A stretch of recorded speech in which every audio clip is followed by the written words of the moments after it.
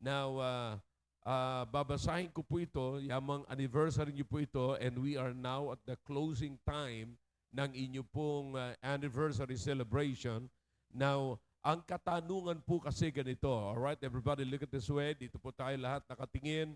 Ang katanungan po kasi ay ganito, pagkatapos po nito, what is next? Ngayon ay 8th anniversary na po ninyo. Okay? Now, you're heading to another celebration, the 9th anniversary celebration. But doon po sa gitna na yon, bago makarating ng celebration, anong meron kayo? Anong gagawin po natin? Okay, anong gagawin ninyo? So, aalis po kami, pero mag-iiwan kami ng tatrabahuhin ninyo. Okay? Huwag po kayong mag-alala, sama-sama po tayo sa trabaho. Amen.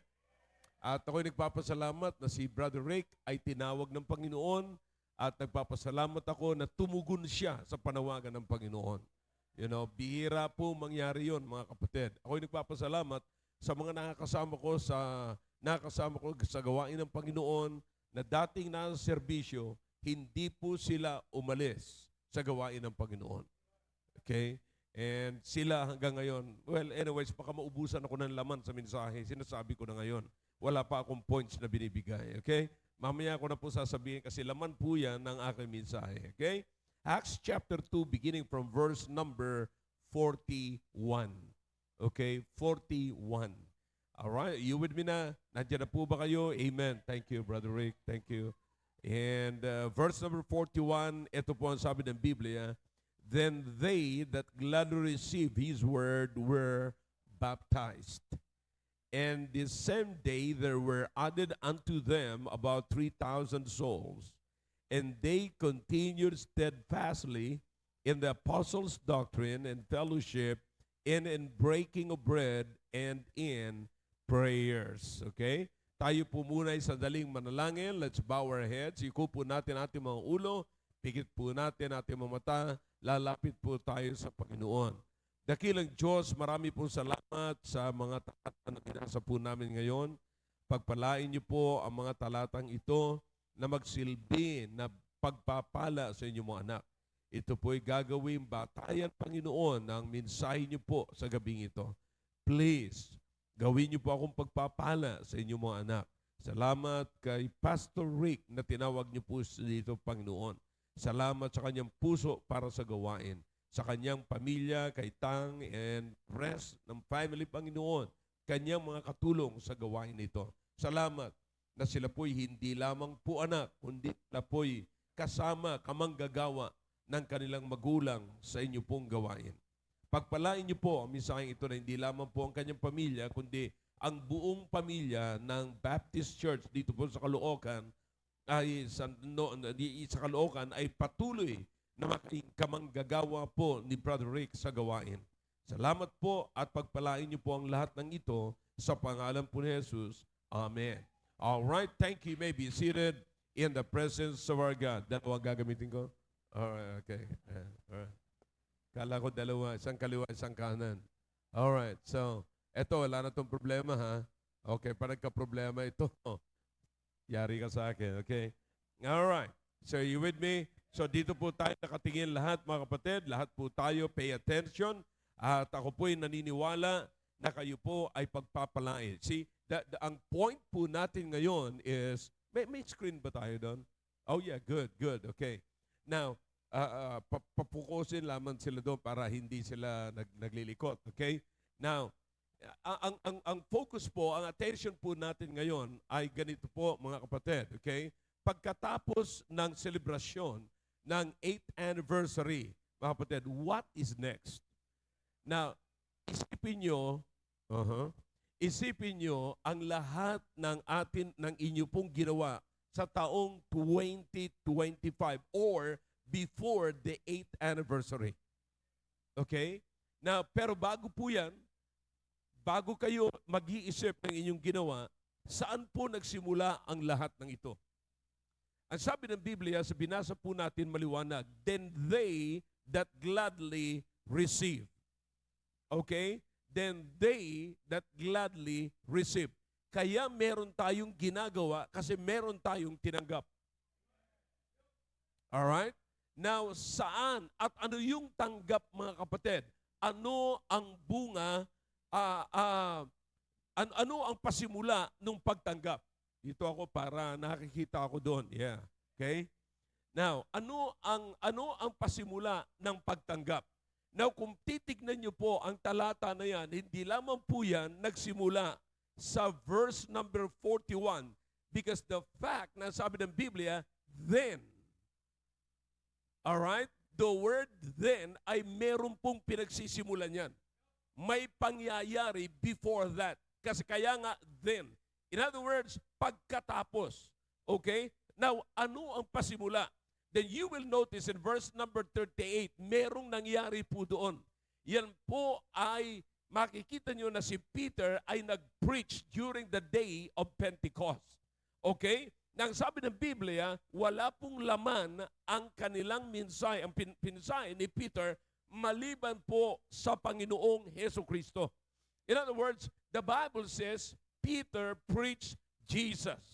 Okay? He preached Jesus. And then, na sinasabi ni Peter na walang iba ang Jesus na ito, walang iba kundi yung Messiah. Nang ibig sabihin ng Messiah ay deliverer. Okay? Yep, siya po ang nag-deliver. Siya po ang nagpalaya. No? Of course, ginamit siya ng Panginoon. Nag-preach siya, preach niya ang Messiah. Walang iba kundi ang Panginoong Jesucristo. I-preach niya. And so, after the preaching, ito po mga taong ito, imagine na sila po, mga kapatid, listen, sila po ay mga unbelievers. In other words, hindi po sila naniniwala. Matigas ang kanilang ulo. Hindi po sila naniniwala sa Panginoong Jesucristo kasi some of them ay kilala nila ang Panginoong Jesucristo na ang Panginoong Jesucristo ay nanggaling sa Nazareth. And then, maliban dyan, siya ay anak lamang ni Joseph na karpintero. So, kumbaga sa napakaliit ang tingin po sa kanya, kaya hindi siya naniniwala. Alright, pwede mo pa ba akong taasan? Alright, thank you. Now, so makikita nyo, mga kapatid, mga kaibigan, dito nagsimula na ipinakilala ni Peter ang Panginoong Jesucristo na siya ang tagapagligtas. Mga bisita po namin, nagpapasalamat ako na kayo'y nandito ngayon, nasa tama kayong simbahan. Ang palatandaan na kayo nasa tamang simbahan, ang makikita niyong preaching ng pastor ay patungkol sa Panginoong Hesukristo. Na walang ibang tagapagligtas maliban sa Panginoong Hesukristo. Alright? Na ano po yun? Na si Kristo lamang ang Messiah, siya ang deliverer, siya ang tagapagligtas. Ang sabi ng Biblia, siya ay namatay. Noong tayo makasalanan pa, ibinigay ni Jesus ang kanyang buhay para sa atin. Siya ay namatay, inilibing at muling nabuhay, alang-alang sa kabayaran ng ating kasalanan. Alright? So sa halip na tayo magbayad ng ating kasalanan, si Kristo na ang nagbayad. Okay? Kaya ang preaching ni Peter is all about Him. It's all about the Lord Jesus Christ na siya lamang ang tagapagligtas na mahirap tanggapin noong araw ng mga Hudyo. Okay? Hindi po nila tinatanggap yan. Pero dumating ang pagkataon na naging maliwanag sa kanila, ang sabi ng Biblia, pagkatapos ng preaching ni Peter, tinanggap po nila. Then, sabi niya, they that gladly receive. In fact, meron po dyan, makikita po kayo, ang sabi nila, ang sabi ng mga tao, pagkatapos marinig nila ang preaching ni Peter, so what, men and brethren, what shall we do? Anong gagawin namin? Alright? So sinabi ngayon ni Peter kung anong gagawin nila. So ibig sabihin, yung tanong nila kung anong gagawin nila, nagpapahayag yon ng kanilang pagpapalit ng isipan patungkol sa Panginoong Jesucristo.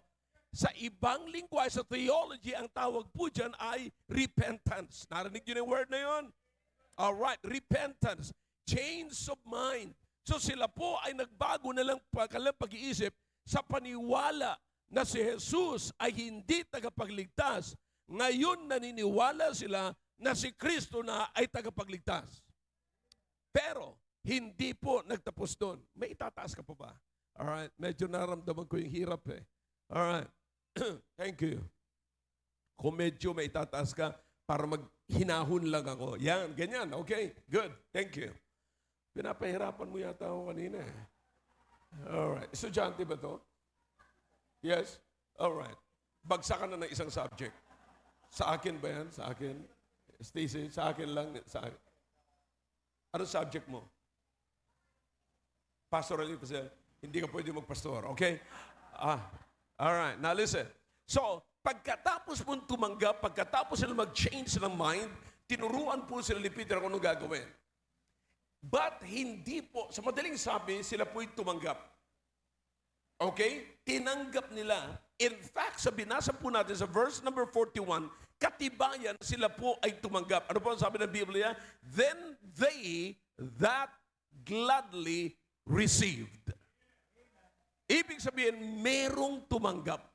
In fact, hindi lamang po tumanggap, recorded yung panilang pagtanggap at recorded pa yung bilang ng tumanggap.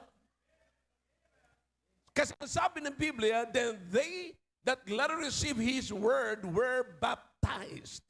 And the same day, there were added unto them about how many? 3,000 souls. Recorded yung 3,000 souls. Okay? Now, imagine kapatid, makinig kayo ng mabuti kasi this is exciting. Parang kani-kanina lamang iba ang paniwala nila. Napansin nyo? Kani-kanina lamang iba ang paniwala nila. Now, maaaring ito rin po ang kalagayan nyo ngayon. Na bago kayo makarating dito sa simbahan ito, may iba kayong kaisipan tungkol sa simbahan. Di po ba? Ang daming mga ayaw pumunta sa simbahan kasi una, sabi nila, negosyo lang yan. Yung pastor lang dyan magpapayaman. Akala mo naman may ibibigay. Ngayon, isa pa, maniwala ka dyan. Siyempre, kanya-kanyang paniwala lamang yan. So, kaya yung iba, tamad silang pumunta sa simbahan. You see, kasi ganun ang paniwala nila. Now, do you understand na maaaring isa sa mga bisita po natin ngayon ay ganun din po ang inyong kaisipan bago kayo nakarating dito ngayon? Amen. Maaaring ganun din ang inyong kaisipan. Pero, alam nyo ba na pwedeng baguhin niya ng Panginoon pagkatapos nyo mapakinig nito? Now, ang sabi ng Biblia, then they that glad receive, tinanggap natin, yung makikita nyo ngayon, ay kakaiba pala. Kasi lagi ko po ito sinasabi, ang simbahan dapat hindi more of religion, but more of education. Alam niyo kung bakit maraming mga tao ang ayaw ng simbahan? Puro lamang patungkol sa religion at walang education. Ano po yung education? Nalalaman natin, nakikilala natin ang Diyos. Makinig na mabuti. Makinig po kayo na mabuti. Nakikilala natin ang Diyos.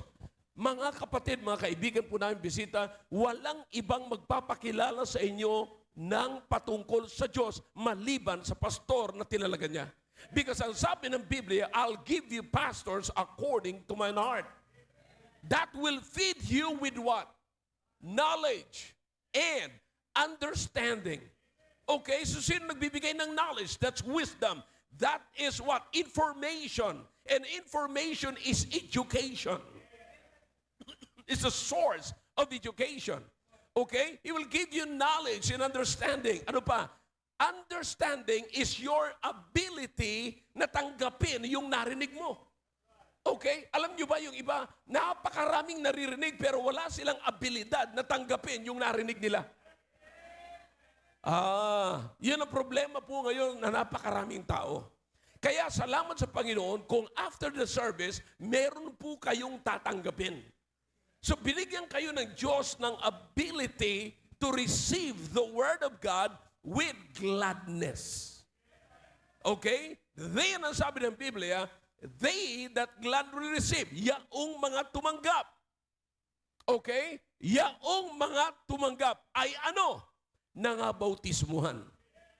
Okay? Sila'y nangabautismuhan. Sila po'y nagpahayag na sila'y tumanggap.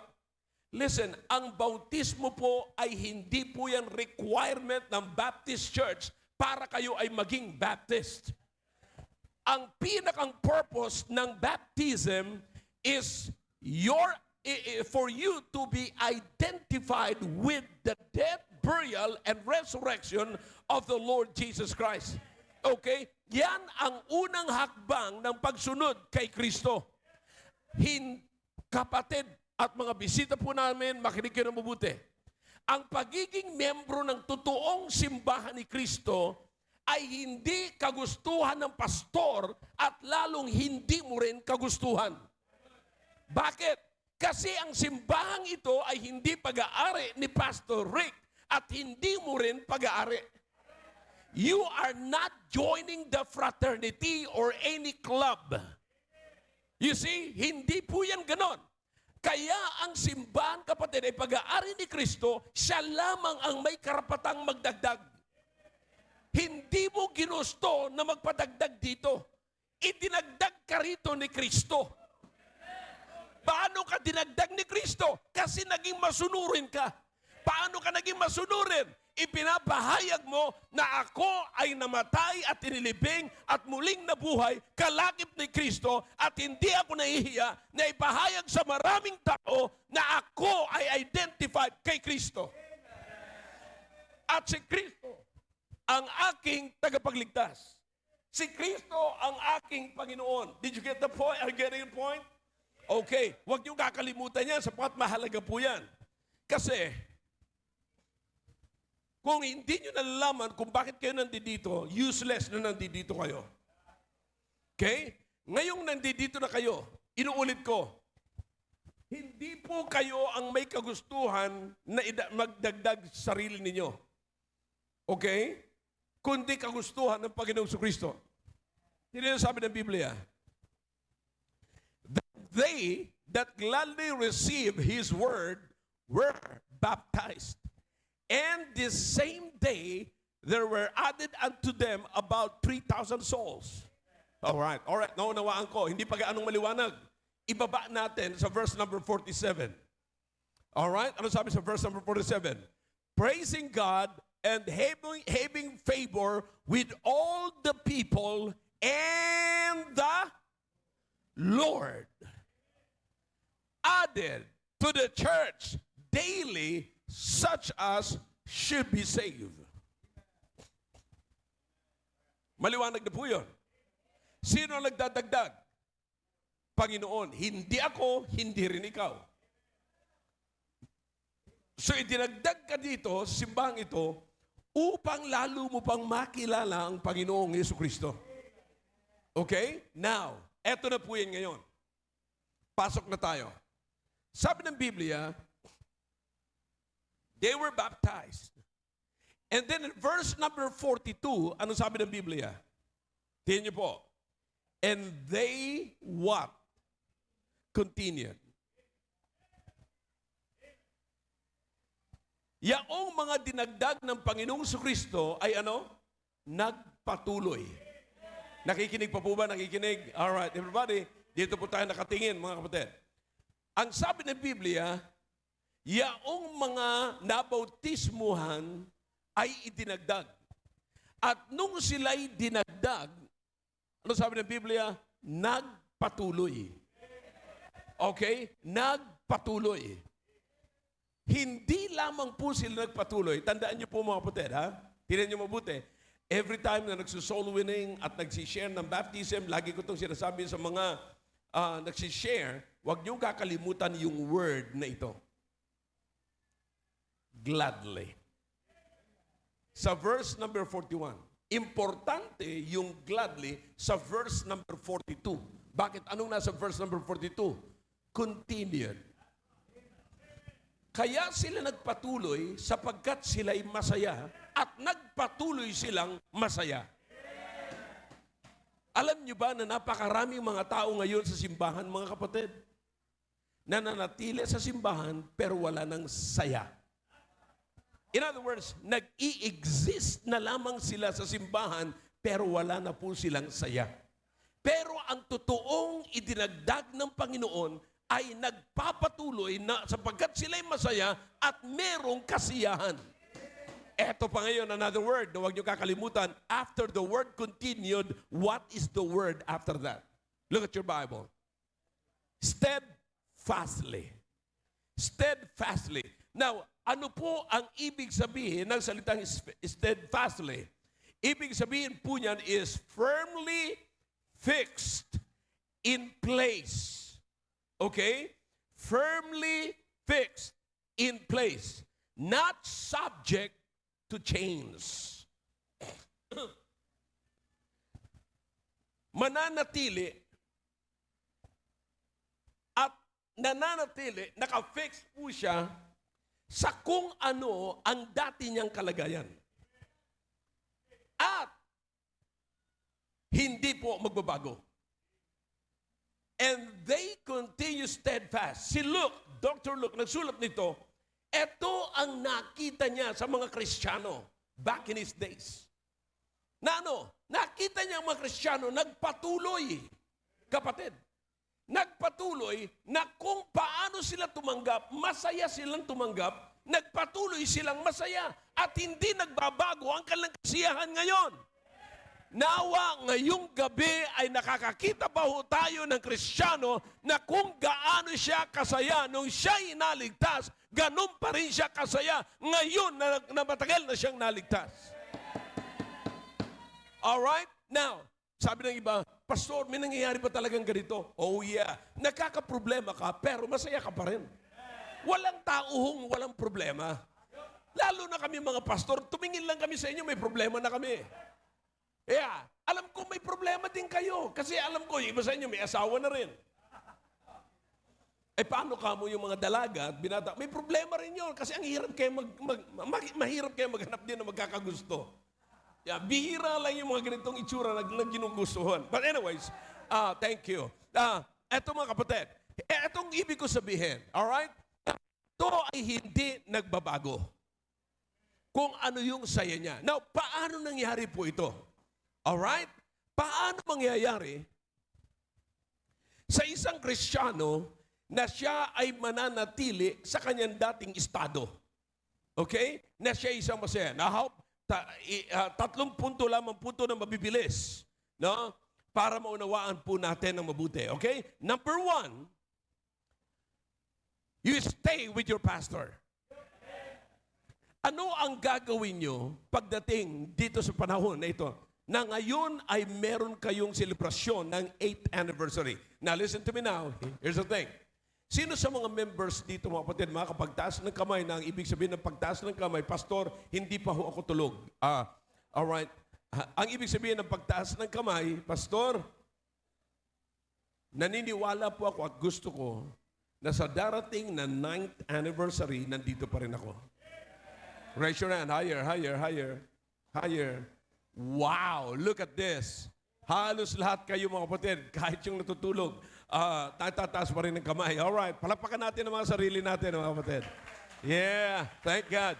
Salamat sa Panginoon. Ngayon, bakit, listen, the easiest way at ang pinakamagandang pamamaraan para manatili kayo mga kapatid, naniniwala po ako na nasa atin ang kasiyahan sapat nasa atin ang Panginoon. But, kailangan po natin, ang sabi nga ng Biblia, bibigyan ko kayo ng pastor na mag-feed sa inyo ng knowledge. Kaalaman. Walang iba kundi ang pastor. Okay? Now listen, why do you need to stay with your pastor? Okay? Nandito si Brother Rick for 8 years na, mga kapatid. You say, bakit? Dapat lamang po na mag-stay kayo sa isang kasama nyo sa gawain na hindi mag-quit. You understand that? Mag-i-stay kayo sa isang persona at kamanggagawa nyo sa gawain, kasama nyo sa church, na hindi mag-quit. Salamat sa Panginoon, hindi lamang po ganito dinaanan mga kapatid ni Brother Ray, pero salamat sa Panginoon, siya pa rin ang nagpapastor dito.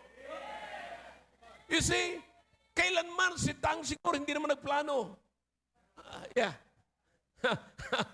But listen, hindi siya nagplano mag-quit. Hanggang ngayon nandito pa. You understand? At ako'y naniniwala mga kapatid na siya'y seryoso sa kanyang gawain at wala siyang plano mag-quit. Tama ako, Brother Rick? Yeah. Listen, matagal na kami magkasama ni Brother Rick. Kaya mga kapatid, listen, ang problema ngayon ito, you understand kung bakit, marami rin bang nawala rito? Yeah, ang problema kung bakit may nawawala sa simbahan ng mga members, mga kapatid, kasi nag-i-stay sila hindi sa kasama nilang pastor, kundi sa mga members. Nakikipagkasundo tayo, mga kapatid. Mas marami ang panahon natin na magipag-fellowship sa kapwa natin membro. Ang nakakalungkot pa dyan, pag nagkakaroon tayong problema, hindi tayo lumalapit sa pastor, kundi lumalapit tayo sa membro. Kaya anong nangyayari tuloy, mga kapatid?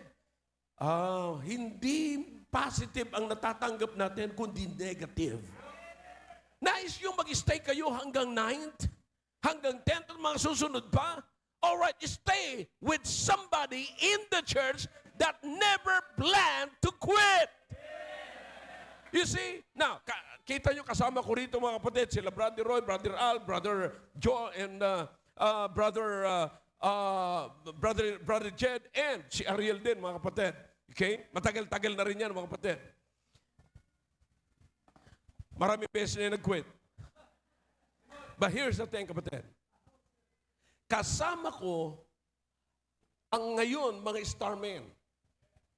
Alam niyo ba, matagal ko nang pinangarap to, hindi matuloy-tuloy. Sabi ko, magkakaroon tayo ng revival na ang title ng revival is The Angels and the Stars. Yeah. The pastor, according to Revelation, is the angel and the stars. Yeah. Now listen, kasama ko po itong mga ito nung isang weeks pa lamang ang nandyan sa balikat nila. Sila Brother Roy, dalawa na. Bago lamang kayo mo-promote nun. Okay? First lieutenant sila. Senior grade, lieutenant kung tawagin sa Navy. Okay? Si Brother Joe ay innocent. Hinahatid ko pa sila sa Cavite noong araw. Kasi nagmumotor lang kami. May kasama kami noong araw na dating kapatiran. Alright. Now, but listen now, here's the thing, kapatid. Ako'y nagpapasalamat na hanggang ngayon, kasama ko pa rin sila kahit si Brother Ariel. Anong ranggo mo nung nagkakilala tayo, Brother Ariel? Duty? Sargento lang. Sargento. Hindi corporal, ha? Corporal. CPL nung araw. Okay? Now, corporal, nung kasama ko siya, mga kapatid, matagal ng panahon yun, mga kapatid. Pero salamat sa Panginoon, hanggang sa mag-retire siya, nandito pa siya. Akalain mo, nagkita kami rito, surprise. Pero kaninang umaga, lumapit siya sa akin, sabi niya, bless na bless siya sa mensahe kaninang umaga. But kayong dalawa ba nandun din kaninang umaga? Oh yeah, okay. So nag-backslide kayo ngayong hapon, kaya napunta kayo rito. No, mga businessmen kasi yan. Kaya, naniniwala ako kahit saan-saan po sila. Miyembro po sila na napakaraming Baptist Church. But anyway, now listen. Balik tayo sa Biblia, mga kapatid. Now, you stay. If you want to see the 9th anniversary, if you want to enjoy, gusto nyo pang mag-enjoy sa inyong 9th anniversary celebration, stay with your pastor. Stay with your pastor. Kasi siya lamang ang persona sa loob ng building na ito for sure, kapatid, na hindi nag-iisip mag-quit. Siya yung tinawag ng Panginoon. Kung ayaw nyo mawala sa gawain, alright, stay. After this, meron pang gagawin.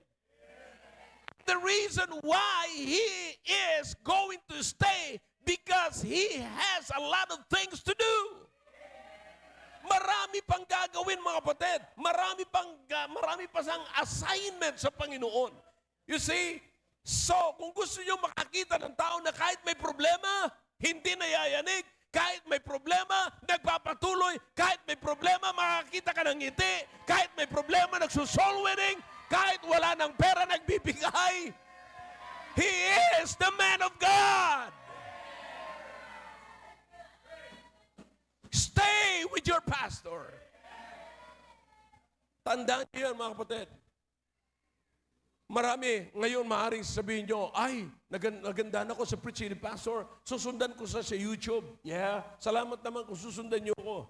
But listen to me, ang makakasama nyo sa paglago, sa pag-stay dito sa church, walang iba kundi yung pastor. Stay with your pastor. Reason. All right? This point number 2. Okay? Because you need to grow with your pastor. Lalago kayo sa tinuturo ni Pastor Rick. Kung susundan niyo ako sa aking YouTube, okay? Salamat naman. Maaring ma-encourage kayo, pero yung maririnig niyo ay magpo-point pa rin yan na mag-stay kayo sa Kanya at lumago sa tinuturo niya. Ang naririnig niyo sa akin, hindi yung mensahe na nakikita ko ang inyong ginagawa. Ang pagkakaiba ng inyong pastor, tatayo siya rito na siya ay nagbibisita sa inyo at nakikita niya ang pangangailangan ninyo. Kaya every time na tatayo siya rito at magpipreach ng salita ng Diyos at mensahe ng Diyos, naaabot ang inyong pangailangan sapagkat siya ang itinalaga ng Panginoon para sa inyo. Kaya hindi kayo dapat lumago sa mensahe ko, kundi dapat lumago kayo sa mensahe ng pastor ninyo. You understand that? You need to grow with your pastor. Sasabihin niyo, yung pastor ko, hindi kasing galing ni Pastor Hill mag-preach. Yeah, maaaring ganoon ang nakikita niyo, but you need to grow. Kasi kung kayo ay kung ako ang magpapastor sa inyo, baka hindi kayo lalago kasi mataas na yung aking yung mensahe na ibinibigay ko. Okay? Now, kaya nga mga kapatid, dito muna kayo kasi eto yung kasama nyo sa pasimula. Sino ang nandito during the first anniversary? Raise your hands, please. Abay, marami rin. Higher please, higher please. First anniversary, nandito kayo. So imagine that. Okay. Now, second anniversary. Wow, nandito pa rin yung nasa first. Third. Nawala na po kayo na nasa third na anniversary? Nandito pa rin kayo? Okay. All right, good. Fourth. Ang bira, nananatili talaga. Fifth. Sixth. Wow. Same hands. May nadadagdag lang. Seventh. Dumami na. Eight. Wow. Sino dito ang wala ngayon? May nagtaas pa rin.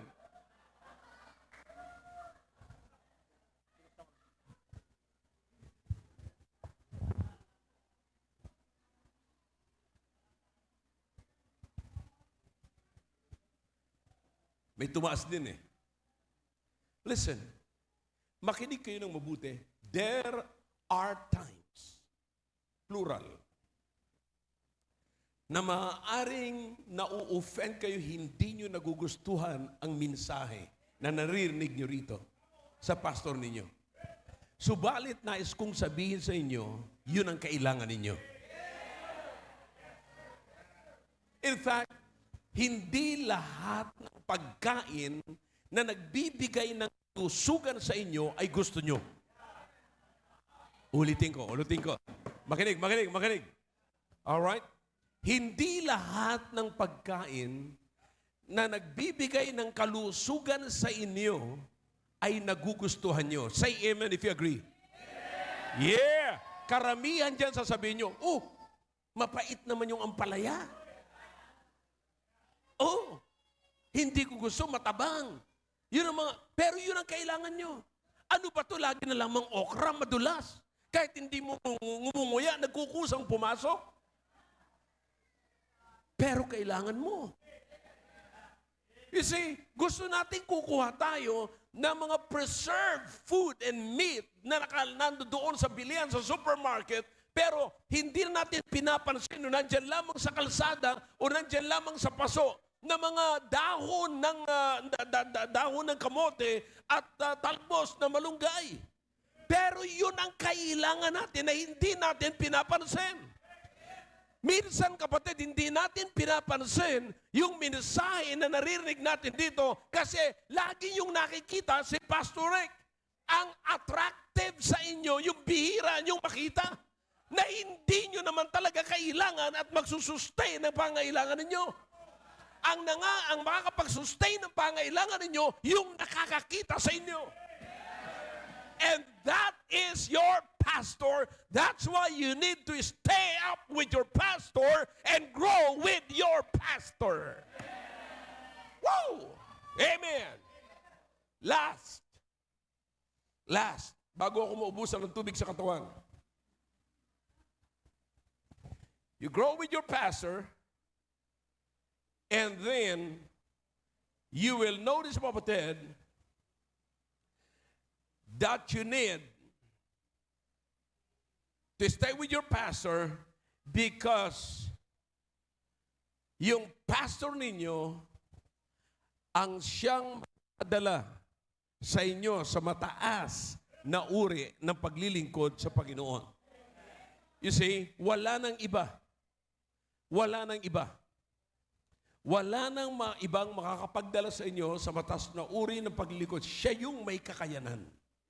Siya yung may kakayanan. You see, marami po ako nakita ito, nagpapasalamat sa Panginoon. Si Brother Joe, magre-retire yan next week. Ang naunang mag-retire, si Brother Al, and then Brother Roy. Kailan ka nag-retire, brother? Sino nauna sa inyo? Ikaw nauna. Optional ka pala. Optional ka ba? Compulsory. Yeah. Okay. Now listen, 2022. So imagine that. Brother Al, kailan ka? 24. Brother Roy, this year lang. Last April. Pero hindi pa siya nag-retire talaga sa trabaho. But anyways, here's the thing, kapatid. Think about this. Ako'y nagpapasalamat sa Panginoon na nag-retire sila, mga kapatid, na malinis. Walang naghahabol na akusado or mga cases. You see, walang naghahabol. Walang naghahabol. Ewan ko lang kay Ariel. Wala. Wala rin. Okay. Wala rin sa'yo. Wala rin. Okay. Now listen, at least may tatandaan ka na, Jed. Wala dapat maghahabol. Okay. All right. But you listen to me. Alam niyo kung bakit, mga kapatid? Now listen, here's the thing. Kapatid, tandaan niyo ito. Si Brother Roy, bago man siya mag-retire, sabi nga kanina ni Brother Rick, siya ay isa sa mga host ng Team Prep. Sino nanonood sa inyo dito? Raise your hands. Okay. All right. Bagamat sabi nga ni, pati adults, because yung programa na yun, hindi lamang po yun pangkabataan. Pampamilya actually yun. Okay? Now, bago man siya mag-retire, at hanggang ngayon ay nandoon po siya sa ganung klaseng trabaho. And he is one of my pulpit staff. Okay? Si Brother Al, bago siya nag-retire, nag-aral siya sa Bible School, pagka-graduate, ay nagtatrabaho pa rin sa Bible School. Ngayon, siya ang commandant ng ating Philippine School of Scriptures. Sila. Si Brother Joe, magre-retire pa lang. Nag-extra na sa pelikula. Nag-extra na po siya sa TBL. See that? So you understand? Si Brother Ariel, nag-retire. Siya po ang official backslider sa aming simbahan. But no. Ako'y nagpapasalamat na kita ko po siya, mga kapatid. You see, si Brother Jed, mga kapatid, ngayon naka-assign na po siya sa Mindanao. Sa Mindanao, tama? Sa Negros. Naka-assign na po siya sa Negros. Pero at the same time, siya pa rin po ay security doon sa aming sa ating simbahan. You see, so you understand, mga kapatid. By the way, siya po ay dating security ng ating presidente. Siya po ay nagtatrabaho dati sa Philippine Presidential Security Group. Okay, PSG. Okay? At siya po ang naging commander po doon sa PSG. But listen to me now. Imagine that kung nasaan po sila. Ang tanong ko po ganito. Si Brother Rick habang nasa serbisyo, lagi siyang nasa church, kasama actually niya si Brother Ariel, nagsusoul winning sila. Now, ang tanong ko po ganito. Bakit parang ang saya nila sa gawain. Meron po kaming grupo, chat group, na tawagin namin ay Gideonites. Si Brother Joe, saan man ho siya pumunta, nagbe-visit siya kasi sa ngayon siya ang commander ng pinakamalaking unit ng Navy. Actually, he is the Navy. Sa tanggapin man nila sa hindi. Ako nagsasabi nun. Alright? He is the Navy. But listen to me now. Every time na magbi-visit po siya ng unit, nagpapadala po siya ng video, ng picture na siya ay nagpi-preach. He is more on preaching Jesus rather than telling them about character lamang na natutunan sa eskwelahan. Sapagkat kung meron man pong totoong karakter, yan yung karakter na makikita natin sa buhay ng Panginoong Kristo. See that?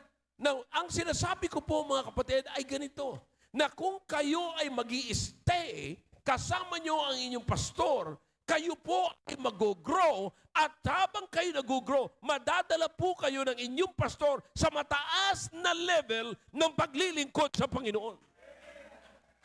You see, kapatid, tandaan niyo po, napakahalaga po ito kung gusto niyo mag-stay na masaya. Sapagkat ang dyablo ay hindi pa tapos sa bawat isa sa atin dito. Papasok siya sa iyong eksena bilang buhay Kristiyano at iistorbuhin ang buhay niyo bilang isang Kristiyano para mawala kayo sa paglilingkod sa Panginoon. That's why you need the man of God. You need to stay with your pastor and grow with your pastor because he's the only person that can bring you to another level na paglilingkod sa Panginoon. See that? Kapatid, after this, anong nasa isip mo? Maaring iisipin nyo, tapos na. Ay, salamat sa Panginoon. Alam niyo ba, ang ibang naiisip ng mga Kristiyano pagkatapos ng anniversary? Relax. Ay, Pastor, maghanap naman tayo kung saan tayo mag-outing. Ang nasa isip nyo, pagkatapos ng spirituality, carnality, para bang babayaran kayo ng Panginoon sa ginawa nyo ngayong anniversary? Pero kung tutusin kapatid, hindi nyo na kinakailangan ang saya kasi celebration ito ng ginawa ng Panginoon sa buhay ninyo. This is thanksgiving. Now, do you understand that you have something to thank God for? Ha? Meron kang dapat pasalamatan sa Diyos. Imagine for 8 years, anong ginawa ng Panginoon dito? For 8 years, anong ginawa ng Panginoon? Kanina nagtataas mula first anniversary, nandito kayo, hanggang ngayon nandito kayo. Wala ba kayong dapat pasalamatan sa Panginoon? Sapat na yun para sumaya kayo sa gawain ng Panginoon at mag-stay kayo sa gawain ng Panginoon. Alam nyo, tapos na po ako. Pinakamagandang tignan natin ngayon. Okay. Ito yung tamang panahon na pagbulay-bulay ng mga ginawa natin sa Panginoon. Okay. Noong ako'y naligtas for 8 years, ilan na ling kaya ang nadala ko sa Panginoon na naligtas? Listen, it's time to check. Nag-involve ka na ba sa soul winning? Anong ministry na meron kang involvement? Okay? And then, pag chinek mo yung giving mo sa pagbibigay mo sa Panginoon, sabi nga, lahat kami rito mga kapatid, nakapansin. Kasi, during the first, nandiyan ako, yung may, yan itong parang terrace lamang dyan, yan yung stage natin nung araw. And then, minove ni Brother Rick, dito muna. Tapos, dito na nagwakas. Di ba? Dito na. Maganda na sana yun dito eh. Kaso, look, kung dyan lang mga kapatid, hindi kayo magkakasya. Imagine kung ilan ang nadagdag dito, almost half. So, nadoble ngayon yung congregation ninyo. So, you understand what I'm saying? Ang dami niyong pasasalamatan. Ngayon yung ginawa na ito mga kapatid, Kita nyo, kanina mataas. Kanina nakita ko agad yung taas. At habang nakikita ko yung taas, alam mo nakikita ko, etong pulpit ililipat dyan. Both sides ay merong balcony. Doon mayroong balcony. 500 people. This building can accommodate 500 people. You understand what I'm saying? Kapatid, but here's the question. Pag chinek mo yung giving mo, sa lahat namang nangyayari dito for 8 years, magkano naman, nawawala yung sound ko pag dito sa pera, magkano naman kaya ang na-contribute mo?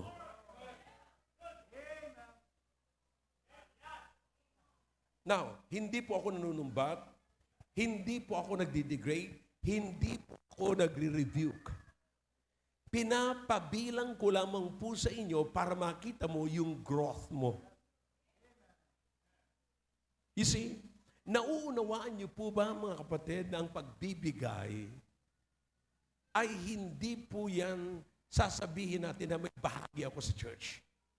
Ang pagbibigay ay pagre-recognize na kung anong meron tayo, nire-recognize pag binigay natin sa gawain, Panginoon, sa iyo po galing ito. Thus, therefore, mga kapatid, ito ay pagpapakilala sa Panginoon na hindi ko dinidisconnect ang aking sarili sa inyo pong presensya. If you always recognize God through your giving, then sinasabi mo sa Panginoon, hindi ko dinidisconnect ang aking sarili sa iyong presensya. Bakit? Sapagkat siya ang giver at saka lahat sa kanya nang gagaling. Maliwanag po. Now, nire-recognize mo, hindi mo dinidisconnect ang lahat ng pag-aari mo, ang sarili mo, hindi mo dinidisconnect sa isang nagbigay sa iyo. Sa halip, pinapasalamatan mo siya. Kaya ka nagbibigay. May binigay ka naman Panginoon sa akin. Nire-recognize ko ito. Therefore, hindi ko dinidisconnect. Magkaibigan pa rin tayo. Kayo pa rin ang Father ko. Kayo pa rin ang source ng lahat sa buhay ko. Brethren, isipin niyo po yung tatlong bagay na ito. Number 1 point, stay with your pastor. Second, grow with your pastor. And then number 3, work with your pastor. Work. Makipagtrabaho kayo. Bakit? Habang nakikipagtrabaho kayo sa pastor ninyo, madadala kayo sa mataas na uri ng paglilingkod sa Panginoon. You get the point? Sa mga bisita po namin, saan po lahat nagsisimula ito? You cannot stay with your pastor. Number 2, grow with your pastor and work with your pastor if you are not saved. Dapat makipagkasundo ka muna sa Panginoon. Dapat makipag-connect ka muna sa Panginoon bago ka makipag-connect sa mensahero ng Panginoon. I hope I'm clear tonight. Kapatid, marami pa ko kayong gagawin. Ang gawain ng Diyos kailanman hindi matatapos. Matatapos lamang ito pagka bumalik na ang Panginoon. Yeah. Kaya kami, kanina lamang, habang nasasakyan kami, yan po pinag-uusapan namin. Alam mo, sa hirap pumunta rito, galing lamang po kami ng Taguig. Linggo pa, Brother Rick. Napakahirap pumunta rito dahil sa traffic. Alam mo, nasabi ko kanina, salamat na lang, sinabi ni Brother Roy kanina, salamat na lang na nandito si Brother Rick. Kasi sa hirap namin pumunta rito, at least nandito na kayo para i-win ang Caloocan. Nais ko pong sabihin sa mga taga-Caloocan, siya ang totoong pastor ninyo. Sa tanggapin nyo sa hindi, He can pray for you. Lahat pwede kayong dalhin niya sa presensya ng Diyos. Kaya ang church na ito, mga kapatid, ay hindi lamang po para sa mga Baptist, kundi ang church na ito ay para sa Caloocan. Stay with your pastor, grow with your pastor, and work with your pastor. Don't just come to church and being a part or being as a member, but you come and work with your pastor. Paano after the anniversary? Mag-a-announce yan si Brother Rick kung anong gagawin ninyo. Kung hindi man siya mag-announce, sabihin nyo, Pastor Rick, saan na tayo ngayon pupunta? Ano na ngayon ang gagawin natin? Listen, kailan nagdoble ito, Brother Rick? Kailan nagdoble itong auditorium? This year? Last year? Alright. Tulungan nyo mag-isip si Brother Rick, kailan? Last year? Tama siya? Alright. Ayos bang memory niya? Alright. Now, nadoble ito last year. That is the 7th anniversary. Okay. So, nag-start ito ng 7th anniversary. Okay. Now, listen to me now. Kapatid, imposible kayong mangyari yung sinabi ko na meron na kayong balcony dyan, balcony rito, balcony dyan. Kung itong auditorium ninyo na doble last 7th anniversary, imposible kaya yung sinasabi ko? No. It's possible. If you will stay with your pastor, grow with your pastor, and work with your pastor. Am I clear? Shall we all stand, please? Shall we all stand? Dakilang Diyos, salamat po sa inyong salita. Salamat po sa mensahe na pinahatid niyo po sa amin ngayon. Pagpalain niyo po, Panginoon, ang mensaheng ito. Patuloy po na magsilbing paalala po sa amin kung anong gagawin namin after this anniversary. Please, oh God, kausapin niyo po ang bawat isa ngayon. Gagawa ng commitment, mga ngako po sa inyo na we will stay with our pastor, grow with our pastor, and work with our pastor. Speak to them, oh God, please. Your heads are bowed, your eyes are closed. Kinakausap kayo ng Panginoon sa pamagitan ng mensaheng ito. Lumapit tayo sa Panginoon at gumawa tayo ng commitment.